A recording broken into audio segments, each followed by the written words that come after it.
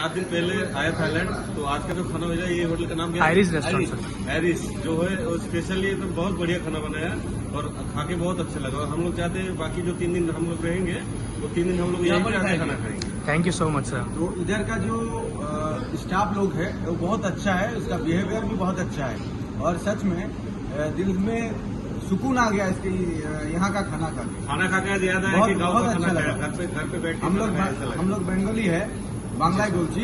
তো যারা বাঙালি যারা আছো তারা মনে হচ্ছে যে বাঙালি খাবার খাবে এবং তৃপ্তি সহকারে খাবে, তো তারা এই হোটেলে এই ভিডিওর মাধ্যমে লিঙ্ক পেয়ে যাবে। তো এখানকার লোকেশনও এরা দিয়ে দেবে।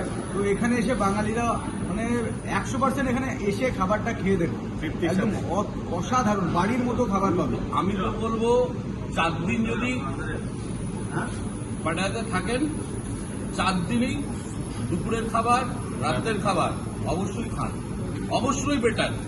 অবশ্যই। Thank you so much. Thank you. Thank you so much sir.